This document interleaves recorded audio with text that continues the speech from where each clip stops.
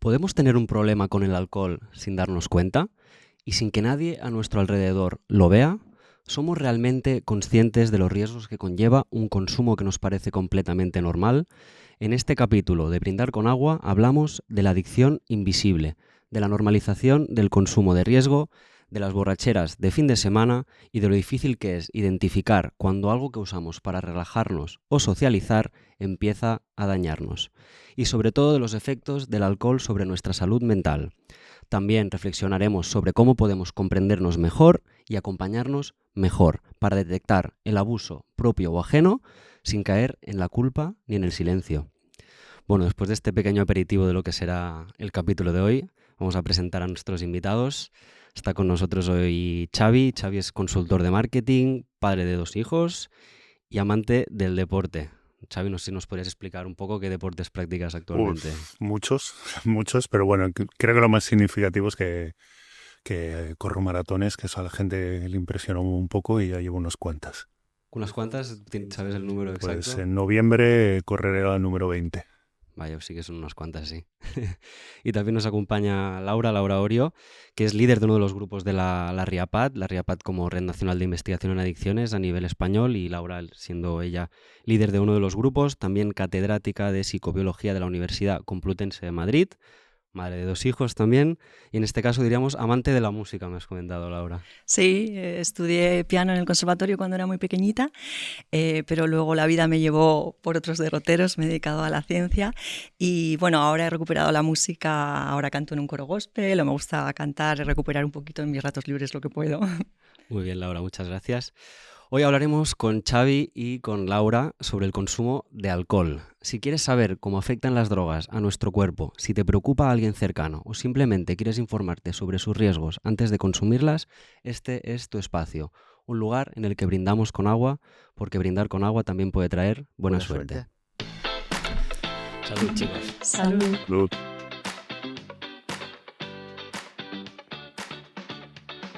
Desde el Hospital Clínic Barcelona y la RIAPAD, la Red de Investigación en Atención Primaria de Adicciones, y en colaboración con el Hospital del Mar, bienvenidos y bienvenidas al videopodcast de Drogas y Adicciones. Bienvenidos a Brindar con Agua, con Daniel Folk. Y vamos con el plato fuerte, todo lo que nuestros invitados tienen que contarnos desde su experiencia y conocimiento sobre el tema de hoy. Empezamos hablando con Xavi, que me gustaría, Xavi, que si podías empezar contándonos tu historia con el alcohol, un poquito. Desde el principio, yo creo que empecé, no sé, la primera vez que consumí alcohol, pues 13, 14 años con los amigos, a escondidas, en fiestas de pueblo.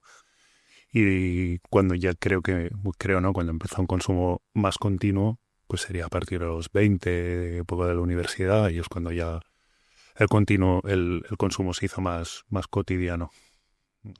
¿Y después qué fue pasando? Pues luego, dentro de esos parámetros que nos autoimponemos, ¿no? De normal, ¿no? Un consumo normal, cuando sales de fiesta. Luego vas alternando un poco, ya no es solo los días de fiesta, los fines de semana, y al final el consumo, hasta que se convierte, creo que en un problema, un trastorno, tiene diferentes fases, ¿no? Al principio es divertido, luego es divertido con problemas, y en la última fase, pues básicamente son solo problemas, y yo creo que atravesé los 3 estadios. Uh-huh. ¿Tardas en darte cuenta de que están existiendo estos problemas? ¿O lo intentas esconder? ¿Cómo funciona Pues esa también, etapa?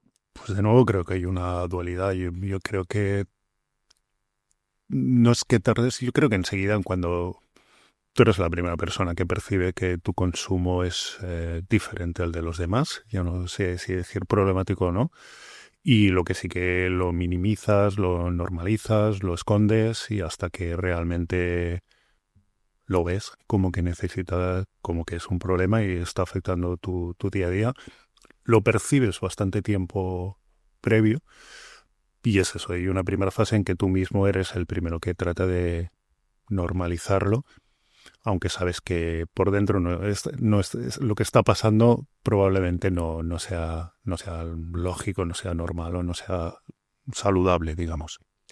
Y aún así, aunque esa relación, tú ya vieras que no era una relación saludable con el alcohol, ¿pudiste tapar Totalmente. en esta sociedad. Eso es lo que se dice, ¿no? El consumo, los bebedores que son plenamente funcionales, que pueden estar toda la vida y pueden morir de 100 años, pero consumen a diario.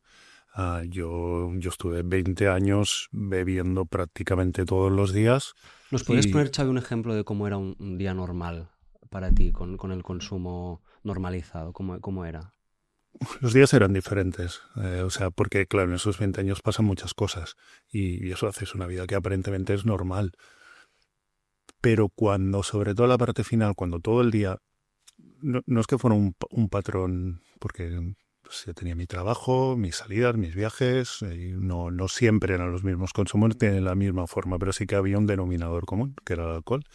Era pues, cuando todo fluye a raíz de ahí, pues tengo que ir a tal sitio, podré beber antes, podré beber después, tengo una reunión, podré beber antes, en qué momento acabará, cuándo podré beber, voy a una comida, es con alcohol, sin alcohol, cuando al final mm, cada día es diferente, pero tú tratas de encajar tu consumo dentro de esa agenda, de esa normalidad, es cuando sabes que, pues eso, pues que has entrado en esa rueda en la que te has vuelto dependiente. Ujú. Pero aún así, intentando buscar estos huecos a lo largo del día, durante las horas de trabajo, las comidas y todo, para poder beber, lo conseguías tapar delante de los demás no se daban cuenta. No, al final ya no tanto. O sea, yo creo que hay varias formas de saber que cuando florece, ¿no? El problema y ya sale a la luz. Inicialmente, como decía antes, eres tú el que se da cuenta que tu consumo no es del todo saludable. Y yo creo que hay como tres formas rápidas bueno, en mi caso, ¿no? De detectarlo. Uno es cuando ya no te aporta nada, cuando ya no sumas, ¿no? Porque inicialmente, ¿no? Cuando empezamos nuestros consumos de juventud, estás un poco más alegre, estás un poco más social, estás un poco menos nervioso y al final cuando se ha convertido en un hábito cotidiano ya no te aporta nada, simplemente es que lo necesitas para llegar al punto de estabilidad. O sea, ya no suma un efecto, sino simplemente te minimiza las consecuencias. Luego un segundo, en mi caso y en general, es el tema del control. O sea, no es necesario beber todos los días, pero si bebes y no puedes controlarlo, eso ya es síntoma de que algo está pasando. Y luego es algo que esto es como muy cotidiano, ¿no? Como los anuncios. Cuando tu entorno empieza a decirte que tu consumo excede un poco la normalidad, 10 de cada 10 veces tienen toda la razón. Entonces, si sumas esas cosas, pues ya está claro. Ujú. Con el control, una de las cosas que has mencionado, ¿te referías quizá, por ejemplo, a que pues, un día planeabas no beber o beber menos y acababas bebiendo más de lo que te habías planteado o cosas así?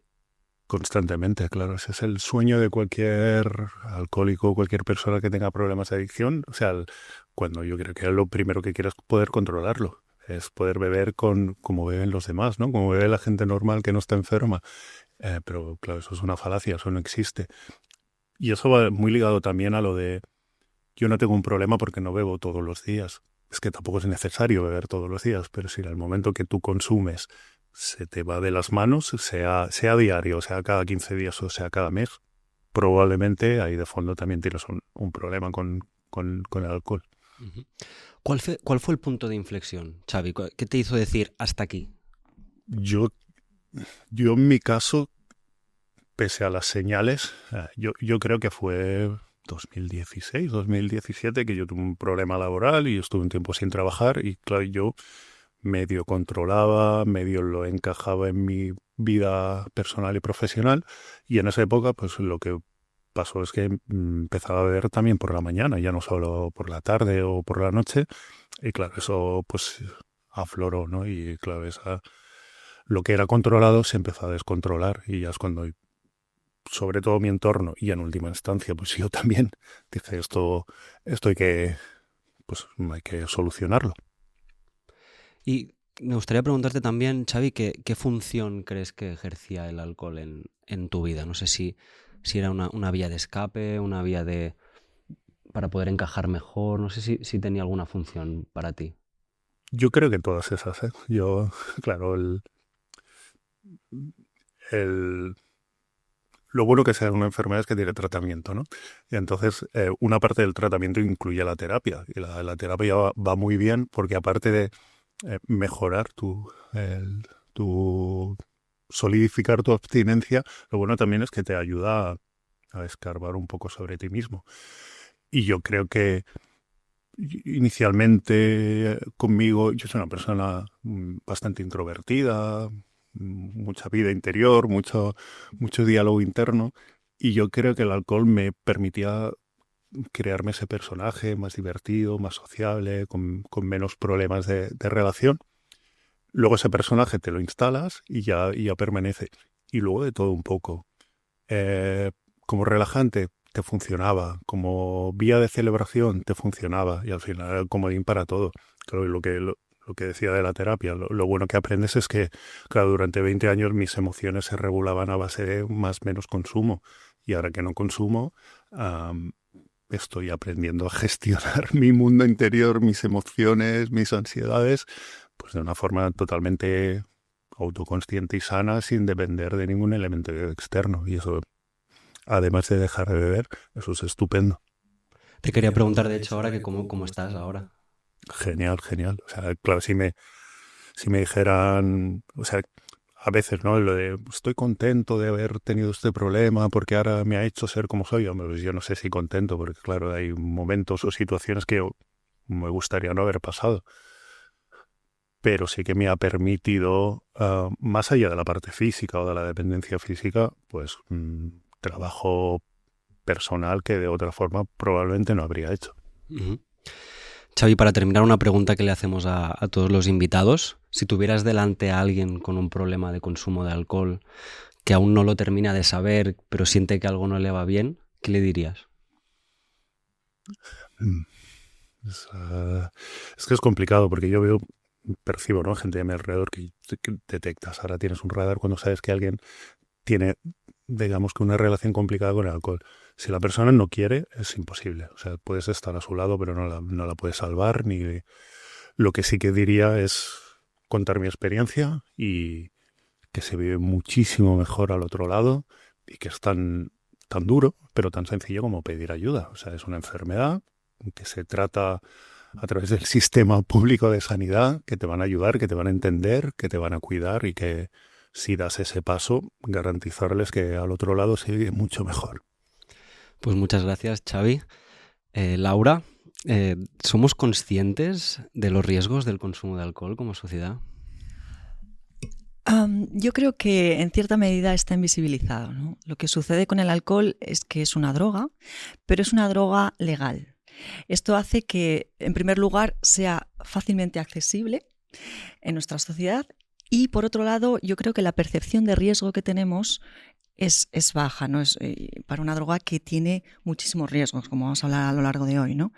Entonces, es verdad que la sociedad sabe que existe pues el alcoholismo, ¿no? El trastorno por consumo de alcohol del que hablamos ahora, pero es verdad que en muchas ocasiones se ve como algo completamente ajeno. Y pocas veces nos damos cuenta de lo presente que está el alcohol en el día a día en nuestras vidas, ¿no? Alrededor de nuestros hijos, de nuestros adolescentes, de nuestras celebraciones, como decía Xavi, en cada una de nuestras tradiciones, nuestros momentos buenos de celebración. Y bueno, pues creo que no siempre somos conscientes de todos los tantísimos riesgos que esta sustancia provoca en el organismo. Hablaremos un poco más en detalle hoy contigo, Laura, del impacto que tiene, sobre todo en el tema de la salud mental, del funcionamiento cognitivo. ¿Qué riesgos tiene el alcohol a nivel de salud mental? Pues fijaos, como decía antes, la idea de que sea una droga legal crea la falsa percepción de que es una droga más segura, ¿no? Más inocua, que es completamente falso en el caso del alcohol, porque el alcohol afecta y aumenta la vulnerabilidad a sufrir tantas patologías, ¿no? Tanto orgánicas como psicológicas y psiquiátricas, ¿no? Podemos mencionar algunas conocidas, ¿no? Como el riesgo de toxicidad hepática o diversos cánceres, pero algunos que no se comentan tanto, como por ejemplo el cáncer de colon o de mama, tan frecuentes en nuestra sociedad, ¿no? Pero si hablamos también de salud mental, que es lo que nos vamos a centrar, el abuso de alcohol, estamos hablando de patrones de abuso de alcohol, aumenta la vulnerabilidad de sufrir trastornos del estado de ánimo, ¿no? Como pueden ser trastornos de la ansiedad, trastornos de tipo depresivo, e incluso aumenta la vulnerabilidad de empeorar un trastorno mental que ya existe, preexistente, ¿no? E incluso actualmente hay una investigación potente tratando de explicar a la sociedad que el abuso de alcohol también tiene consecuencias muy graves en el funcionamiento cognitivo, por ejemplo, en la predisposición a sufrir demencias. Y hay un dato tremendo, que es que las demencias de inicio temprano, o sea, aquellas que se producen antes de los 65 años, que pueden comenzar a los 40, a los 50 años, muy jóvenes. Estas demencias de inicio temprano, que están relacionadas con factores genéticos, pero también con estilos de vida, están absolutamente asociadas al consumo de riesgo de alcohol. Y yo creo que es una alerta importante que tenemos que dar a la sociedad. Uh-huh. Lo hemos hablado un poco con Xavi, pero ¿qué señales nos deberían alertar de que estamos desarrollando una relación poco saludable con el alcohol? Pues él lo ha explicado perfectamente. Hay algunos signos claros que a los profesionales nos dicen que ahí hay un problema, ¿no? Uno de ellos es la incapacidad para frenar el consumo, ¿no? Uno se plantea que va a consumir cierta cantidad y luego se encuentra que ha sido incapaz de parar. El hecho de que necesite cada vez mayores cantidades de alcohol para buscar los mismos beneficios, los beneficios placenteros que se buscan al principio. Esto es lo que llamamos tolerancia, ¿no? Se necesitan mayores cantidades de la sustancia para conseguir los mismos efectos. Esto es también otro síntoma. Y una cosa que le ha explicado muy bien es que la sustancia tome un lugar preferencial en la vida del individuo. Es decir, en el momento en que la sustancia es lo primero en tu vida, todo tu pensamiento, tu día a día está enfocado a buscar la sustancia, a buscar los lugares donde consumirlos, a pensar cuándo y cómo vas a consumirla. Pone por delante eso a tantas otras cosas, facetas personales y profesionales de una persona. Eso está indicando que ahí hay un problema, ¿no? Que eso no es saludable. No puede estar uno pendiente de una sustancia externa, ¿no? O enfocar toda su vida a eso. Eso es muy importante. Y otra cosa importante es también que, la que también ha explicado, que a pesar de que uno sabe que esa sustancia le sienta mal, sabe que tiene consecuencias negativas, es decir, que uno no es ajeno a que esa sustancia es tóxica y tiene consecuencias negativas para uno mismo, a pesar de que sabe eso, sigue consumiendo. O sea, es incapaz de frenar. Para mí esos serían los más importantes. Luego hay otros también, pues por ejemplo, como los signos de abstinencia. Cuando una persona no ha consumido en un tiempo, pues se nota síntomas físicos como temblores o psicológicos como ansiedad, irritabilidad, inestabilidad emocional, que le están indicando que necesita eso para estar bien. Es otro síntoma, ¿no? de que algo está fallando. ¿Nos podrías hablar ahora, Laura, del heavy drinking? ¿Qué es heavy drinking o binge drinking y qué riesgos conlleva? Pues el heavy drinking es un consumo excesivo de alcohol, ¿no? Hay dos tipos de ellos. Uno es el binge drinking, como tú dices, que son los atracones de alcohol, lo que coloquialmente en nuestra sociedad hablamos botellones, ¿no? Se define científicamente como el consumir 4 o 5 bebidas, dependiendo de si hablamos de mujeres o de hombres, en un intervalo de tiempo muy corto, muy breve, en torno a unas 2 horas. Esto es habitualmente lo que se hace quizás en botellones, ¿no? Con ese patrón de consumo de alcohol, los niveles de alcohol en sangre aumentan muchísimo, de una manera muy drástica, y tiene consecuencias muy perjudiciales para la salud. Es decir, que no es lo mismo tomar esas mismas bebidas a lo largo del día, esa misma cantidad de alcohol, que tomarla toda junta. Ese patrón de consumo es extremadamente dañino para nuestra salud. También hay otros patrones de consumo dañinos, ¿no? Que son los que comentaba también Xavi, un consumo más regular, a lo mejor diario, pero que excede los límites establecidos, ¿no? Pues a lo mejor esos límites que se establecen más o menos entre 3 bebidas al día para una mujer, 4 para un hombre, por ejemplo, son patrones de consumo más regulares, pero que también son muy perjudiciales. Uh-huh.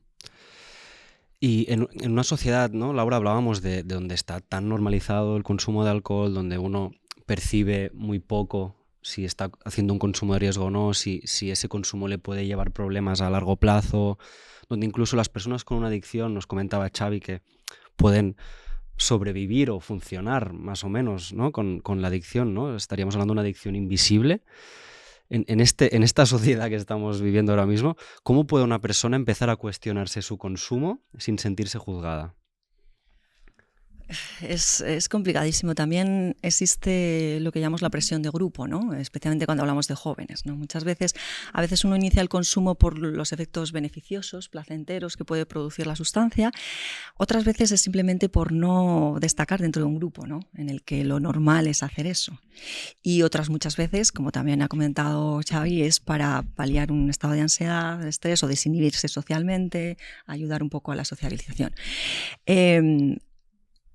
¿Cómo cuestionarse uno si lo que está haciendo? Yo creo que primero hay que hacer un trabajo individual, ¿no? De introspección, pero es muy difícil hacerlo sin ayuda, como también nos ha explicado. La verdad es que las palabras de Xavi se nota que has tenido un proceso y es maravilloso escucharle realmente, porque él pone con su experiencia las palabras de lo que nosotros sabemos que hay que hacer, ¿no? Y entonces verle así es maravilloso, es increíble, lo ha explicado muy bien.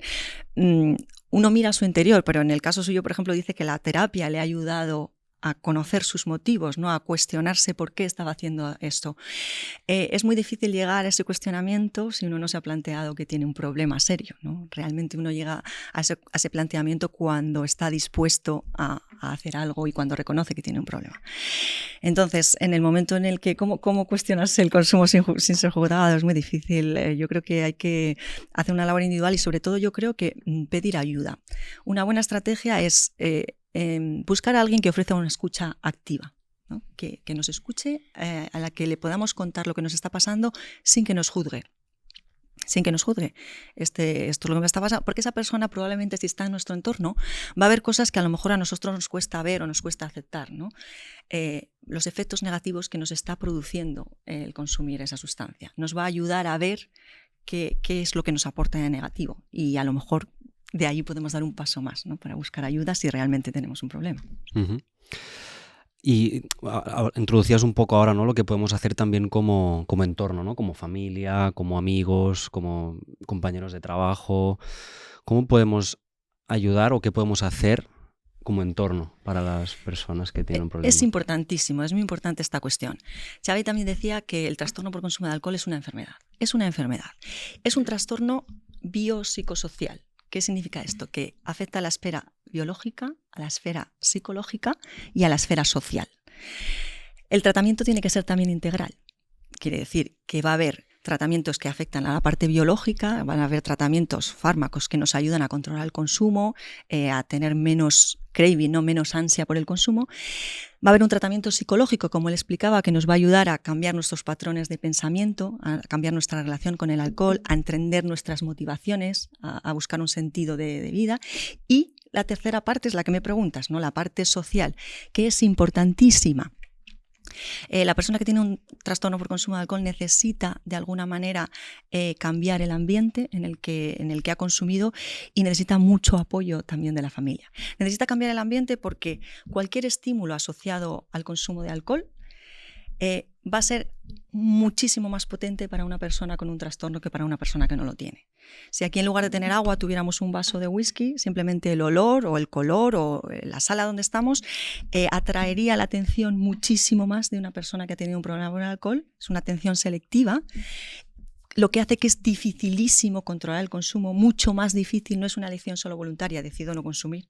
Igual tú decides no consumir, pero es una atracción que tiene una explicación biológica, ¿vale? Entonces, la familia, el entorno, es importantísimo que conozca que esto es un problema, que no es simplemente una elección, consumir o no consumir, sino que es un problema y que necesita un tratamiento que lleva tiempo. Y entre ese tratamiento puede ser aislar, al menos inicialmente, a la persona de esos estímulos que le van a precipitar una recaída, que va a ser incapaz de controlar para volver a consumir, ¿no? Puede ser estar en otro ambiente o con otras personas, o estar en una celebración familiar en la que, por lo menos al principio, no haya bebida, o que ellos sepan y respeten la elección de no beber de esa persona, porque muchas veces es, venga, hay que celebrar, brinda conmigo. No, nosotros estamos brindando con agua, ¿no? Respetar también la elección y el proceso de recuperación de esa persona. Y además, el que la familia participe en la recuperación se sabe ya que es un síntoma, es un signo de éxito en la recuperación. El sentirse apoyado, comprendido por los hijos, la mujer, los amigos, es una garantía más de éxito. Por lo tanto, el apoyo social es importantísimo dentro de la recuperación. Uh-huh. Y por último, Laura, preguntarte lo mismo que le he preguntado a Xavi, si tuvieras delante a alguien con un consumo abusivo de alcohol y que empieza a ver que algo no va bien, ¿qué le dirías? Claro, para no repetir los consejos que ha dado Xavi, porque es difícil decir algo, yo le aportaría la perspectiva más profesional, ¿no? Porque ya hemos explicado que primero tiene que verlo él, si él no lo ve va a ser difícil, ¿no? Pero desde la perspectiva más profesional podemos decir que la sustancia va modificando poco a poco, muy gradualmente, la estructura y la función de nuestro cerebro. Muy gradualmente. De manera que cuando uno comienza a utilizar una droga, por ejemplo en este caso el alcohol, ¿no? A consumir, experimenta ciertos efectos beneficiosos, placenteros, ¿no? Y eso se relaciona con liberación de neurotransmisores, ¿no? Dopamina o encefalinas que están relacionadas con placer. Pero conforme el consumo se cronifica, el cerebro tiene un mecanismo de balance, ¿no? De contrarrespuestas. Nosotros necesitamos equilibrio. Conforme vas introduciendo una sustancia que provoca todos esos efectos de euforia, el cerebro va sintetizando otras sustancias, va poniendo en marcha otros mecanismos que tratan de equilibrar la balanza, ¿vale? Si esto se perpetúa durante mucho tiempo, cuando tú quitas la droga, dices, dejo de consumir. Esos mecanismos que son todos los contrarios, ¿no? Son mecanismos relacionados con ansiedad, con estrés, esos mecanismos se disparan. De manera que la droga es necesaria ya no para sentir el bienestar, el subidón del principio, la droga es necesaria para sentirse normal, para sentirse bien, lo que nos contaba Xavi, ¿no? Y eso tiene una explicación biológica. Por lo tanto, yo diría que hay que aprender a consumir de una manera responsable, sabiendo que es una sustancia que tiene ciertos peligros. Uh-huh. Esto que comentabas ahora, Laura, sería como que el cerebro se adapta a la droga, ¿no? Se ajusta a que la droga llegue diariamente o por lo menos de forma regular, y que cuando la quitas estamos hablando de un cerebro que ya se ha adaptado, ya se ha acostumbrado a ello. Eso, y el problema de todo esto es que ninguno de nosotros no sabemos dónde está ese punto de transición. Es decir, al principio los cambios que producen la sustancia son plásticos, flexibles, digamos. Imaginar una goma de pelo, ¿no? Provoco una fuerza, mis manos la muevo, cambio la forma y una vez que dejo de ejercer la fuerza vuelve a su estado natural. Pero con el paso del tiempo, imaginad que lo hago muchas veces. Eso empieza a deformarse y es difícil que eso vuelva a su estado natural, ¿no? Eso es lo que pasa con los cambios a largo plazo, los cambios neuroplásticos, ¿no? Que pueden ser permanentes. Y entonces realmente para volver a la normalidad vamos a necesitar ya una terapia integral, como hemos dicho antes, ¿no? Y lo difícil es saber en qué punto para cada persona, porque todos somos diferentes, hombres, mujeres, diferentes pesos corporales, diferentes historias familiares, sociales. Entonces, en qué punto está el riesgo, en qué punto está el límite, es diferente para cada uno de nosotros. Es diferente para cada uno de nosotros. Hay personas que con consumos menores han llegado a tener un problema, hay personas que tienen consumos muy altos y no llegan a tener problema. O sea, no sabemos exactamente en qué punto. Podemos tener una orientación, como hemos dicho antes, de lo que son los consumos de riesgo, los consumos excesivos, pero cada persona tiene esos límites en un punto. Y esa es la dificultad del problema. Pues muchas gracias también a ti, Laura, y pasamos a la sobremesa.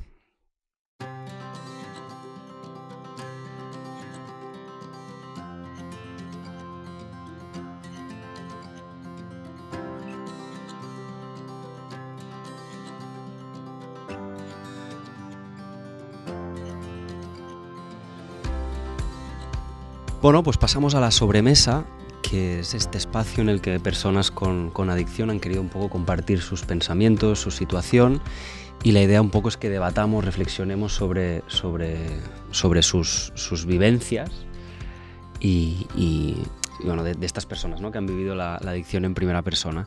Y empezaremos con una frase que nos comenta Patricia, que Patricia nos dice: el alcohol era mi calmante, mi forma de no sentir ni pensar, pero luego me dejó aún más vacía. ¿Quién quiere? Yo creo que esos, los que hemos pasado por ahí, es una frase que podríamos haber suscrito absolutamente todo. Es que llega un punto en que es una forma de medicación, que también es parte del problema, que el consumo es porque nos medicamos a través del alcohol o cualquier otra sustancia. O sea, lo que ha dicho Patricia es normal, y a medida que desarrollas la enfermedad, pues también viene la tolerancia, que aunque alguna gente dice, no, esta doble cara, ¿no? De yo es que aguanto mucho el alcohol como algo positivo, es todo lo contrario. El desarrollo de esa tolerancia es un síntoma claro de que ahí empieza a pasar algo. y que los efectos, que lo explicaba Laura perfectamente, que los efectos necesitas más cantidad para conseguir el mismo efecto. Y claro, ahí eso pues se va alargando, vas ahondando en el problema. Claro, el alcohol, eso desde el punto de vista biológico, ayuda a la acción de algunos transmisores, como por ejemplo el GABA, que ayudan a la relajación, ¿no? A evitar la ansiedad. Desde ese punto de vista, muchas veces se utiliza pues, para calmar, ¿no? Estos estados de ánimo. Incluso a veces personas que tienen ya trastornos de ansiedad o depresión lo utilizan como una forma de autorregulación, de automedicación.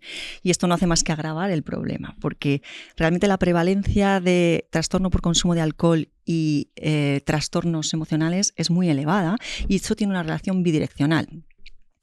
El alcohol es un factor de vulnerabilidad o aumenta el riesgo de sufrir, como hemos dicho antes, estas patologías, ¿no? Emocionales, pero al mismo tiempo, cuando se tienen estos síntomas no emocionales, también se busca el alcohol, con lo cual el problema no hace nada más que agravarse. Digamos que sería una solución temporal, pero a la larga el problema no hace más que agravarse. Uh-huh. Porque como comentaba Xavi antes, al dejar el alcohol tuviste que aprender a autogestionar tus emociones, tus estreses, tus ansiedades, ¿no? Y el alcohol estaba cumpliendo esa función totalmente antes de... Total. Yo ahora soy un adolescente emocional. Nos comenta también Sandra, nadie imaginaba que yo tenía un problema, ni yo misma, hasta que no pude más. Pues también es una frase que podríamos haber suscrito muchísimas personas. Puedes estar dentro de los parámetros de un consumo de riesgo y que la gente de tu entorno no lo detecte durante décadas. Yo sí que creo que poco a poco llega un punto en que se vuelve progresivo. O sea que aunque haya gente que lo pueda mantener hasta el final, al final llega un momento en que se va volviendo progresivo y va saliendo a la superficie. Pero ese estado latente, semioculto, puede durar décadas y décadas de consumo continuo. Y aunque yo creo que nosotros sí que percibimos que algo por debajo no está transcurriendo de la mejor manera posible, también es que es la sociedad, el entorno, normaliza el consumo de alcohol. O sea, que yo me tome mis 4 vinitos por la noche para dormir mejor, pues puede pasar mucho tiempo hasta que digas quizá esto no es lo apropiado. Sí, yo creo que hay una invisibilidad, primero individual, o sea, uno se niega al principio porque es algo que hace todo el mundo delante tuyo, ¿no? De una manera u otra, en mayor cantidad o menos, pero es algo que está presente, no es que estés haciendo algo muy diferente. Entonces hay una invisibilidad, primero la negación de uno. Y luego hay una invisibilidad también social cuando hay un problema, ¿no? Porque hay cierto estigma también. Siendo realistas, todavía hay cierto estigma en la sociedad en decir, tengo un problema con el alcohol, ¿no? Pero para eso estamos también trabajando en ello, ¿no? Para visibilizar que es un problema, que es una enfermedad, que no pasa nada, que hay que pedir ayuda, como cuando tienes cualquier otro problema, cuando tienes cualquier otra patología, uno acude al médico, esto es un problema más, es una enfermedad más. Trabajamos por ello, ¿no? Por eliminar el estigma. Uh-huh. Ponías cara, Xavi, de afirmación cuando mencionaba el tema del estigma, Laura. Totalmente. Es una de las... Bueno, yo en parte por eso estoy aquí, porque hay un doble, un triple estigma, porque hay un estigma de la propia sociedad, ¿no? Nadie culpa a un enfermo por romperse una pierna o por contraer un cáncer, pero el adicto sigue estando mal visto.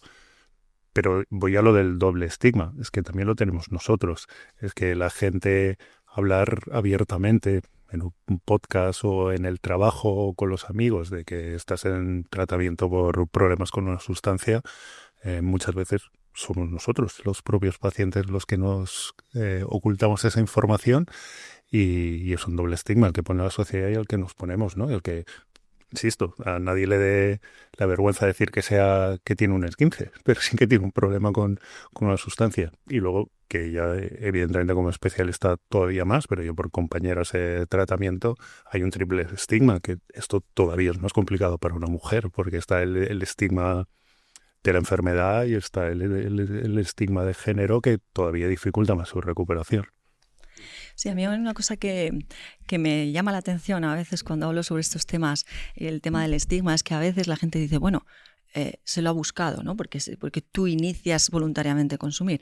Pero yo a veces me pregunto, y si comparamos con otras enfermedades que realmente son enfermedades y que no están estigmatizadas, por ejemplo, el desarrollo de una diabetes, ¿no? O de una obesidad, que puede ser hereditario, puede ser por un problema de muy diversos tipos, pero también puede ser por un estilo de vida poco saludable, ¿no? Un tipo de alimentación que no se ha cuidado, ¿no? A falta de ejercicio, una alimentación.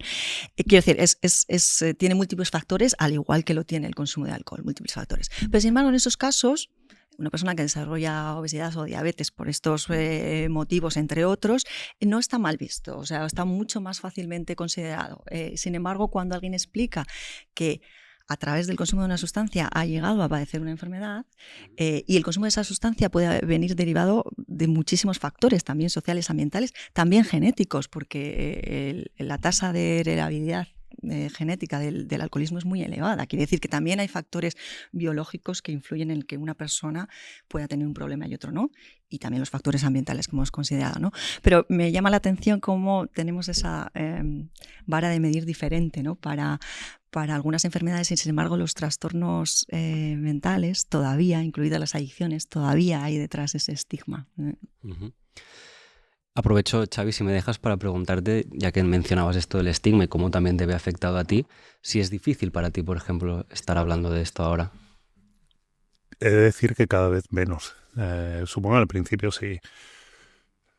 En esa gestión emocional, ¿no? que lleva el proceso de recuperación, estando bien mi entorno, controlando en primer lugar, yo mismo. O sea, lo más importante es cómo me siento yo. Y luego, en segunda instancia, lógicamente la gente que quiero, la gente que me está alrededor. El resto es que no quiero ser mal educado, pero me da igual si lo entienden o no. O sea, también entiendo que no quiero sonar... También es complicado, porque para mí mismo en primera persona el creerte, el percibirlo como una enfermedad, el naturalizarlo, el que es algo que puede ser genético, 100.000 cosas, yo creo que empieza por nosotros, ¿no? O sea que si a mí me ha costado entender la enfermedad y ya la entiendo con total naturalidad, pues tampoco puedo pretender que todo el mundo la entienda y la comprenda con la misma naturalidad que yo. Dicho esto, es que cada vez menos. Yo creo que conforme pasa el tiempo, cada vez yo estoy mejor y llevo más tiempo abstinente y todo más controlado, es que lo que perciban los demás me da un poquito igual. O sea, en mi vida, estando yo bien, no sé. Sigue estando el estigma y sigue siendo complicado y pues el participar aquí o depende en qué entornos decirlo o no decirlo, pero también en parte como cualquier enfermedad, porque si tú sufres una patología no tienes por qué ir explicándolo, no lo vas contando por ahí. Pero ahora yo sí que me encuentro que tengo menos problemas en contarlo. Y al revés, o sea, no... Un poco como decía antes, ¿no? Si estás contento de haber tenido esto por todo lo que luego posteriormente te ha supuesto, hombre, pues tampoco diría eso. Pero que ahora yo vivo mi recuperación, mi estado actual con orgullo. O sea, no es una enfermedad que te tiende a aislar, ¿no? Y la sufres en silencio, pues creo que la solución es recuperarte abiertamente. No te puedes recuperar en silencio. Muchas gracias, Xavi, por esto que nos has compartido más íntimo, más tuyo. Y también quería retomar algo que hemos mencionado antes un poquito, que es que realmente tampoco tenemos que dar la sensación de que somos unos haters del alcohol, de que el alcohol se tendría que prohibir y que nadie lo tendría que consumir. Pero sí que es verdad, no sé si Laura puedes añadir más sobre esto, de que ¿tendríamos todos que cuestionarnos nuestro consumo? No, mirad, tenemos que aceptar la realidad y la sociedad en la que vivimos, ¿no? Como hemos dicho antes, el alcohol está absolutamente presente en nuestras vidas. Yo soy riojana, con más motivo he vivido, he crecido en una tierra, vamos, que tiene absolutamente devoción, pasión por pues los productos que contienen alcohol, ¿no? Como el vino. Entonces me he criado en este entorno y ni mucho menos, ¿no? O sea, yo creo que tenemos que informarnos, que es lo que estamos tratando de hacer a través de este video podcast, conductas, ¿no? Informar de los riesgos. ¿Y se puede decidir consumir alcohol? Por supuesto, está presente, es legal, se puede decidir. Ahora, podemos dar algunos consejos, especialmente para la gente joven o para la gente que se inicia, aunque son válidos para todos, en los que se puede consumir el alcohol a lo mejor de una forma pues que evitando estos riesgos, ¿no? Y, por ejemplo, una de las formas sería distanciar las tomas, ¿no? Si vamos a consumir varias consumiciones alcohólicas, bebidas alcohólicas, evitar esa forma de consumo que he explicado antes en botellón, de sin comida en el estómago, todas juntas en espacios cortos de tiempo, ¿no? Distanciar las tomas, se puede incluso tomar agua entre una copa y otra, o entre un vaso de vino y el siguiente, introducir alimentos, tomar agua o incluso controlar la cantidad de alcohol que se pone en un cóctel, en un cubata, que ya existen medidores también. O sea, podemos, digamos, disfrutar de lo que es también un consumo muy moderado de alcohol y luego cada uno también conocer sus límites, su historia personal y familiar, como hemos dicho también, porque también cuando en una familia hay un problema con el alcohol también hay que estar más vigilantes, ¿no? Pues también por el entorno en el que se ha vivido, por los factores genéticos que he dicho. Entonces, cada uno con sus propias circunstancias puede decidir responsablemente consumir o no. Uh-huh. De hecho, gracias que lo has mencionado, Laura, porque este espacio realmente también quiere ayudar a esas personas que quieren consumir, pero que quizá que antes de que prueben las drogas o de que empiecen a consumir, que puedan conocer los riesgos que supone el consumirlas para ya empezar el consumo de otra forma, ¿no? Y también para algo, por supuesto, sirve este espacio que habéis comentado vosotros, y no solo vosotros, sino todos los invitados hasta ahora, que es para animar a aquellos que creen que necesitan ayuda a que la pidan, ¿no? Y por ello pues recojo todo esto que habéis dicho y terminamos con esto y os recuerdo a nuestros oyentes también que si estáis escuchando esto y alguien siente que necesita ayuda, queremos recordarte que no estás solo, que puedes acudir a tu centro de atención primaria o un centro especializado de adicciones cercano a tu domicilio, ya sea para resolver dudas, para hablar, para hacer una consulta, lo que sea. No dudes en ponerte en contacto, porque informarse o pedir ayuda es el primer paso. Pues muchísimas gracias, Xavi y Laura, por venir a hablar de alcohol aquí hoy a brindar con agua. Xavi, no sé si tienes algún mensaje final que decir, alguna cosa que te has quedado con ganas. Yo pues, me gustaría, pues, ya que estoy aquí, pues no sé, agradecer al equipo del Clinic que me ha llevado este tiempo, especial al doctor Bruguera, que me entendió perfectamente desde el principio, lo hizo todo muy, muy sencillo, y un poco el mensaje también de que si alguien intuye que está pasando por una situación complicada, que acuda a un centro médico y simplemente a informarse, ya está, que trate de pedir ayuda, que, insisto, lo que decía antes, que al otro lado se vive muy bien y muchísimo mejor. Uh-huh. Laura.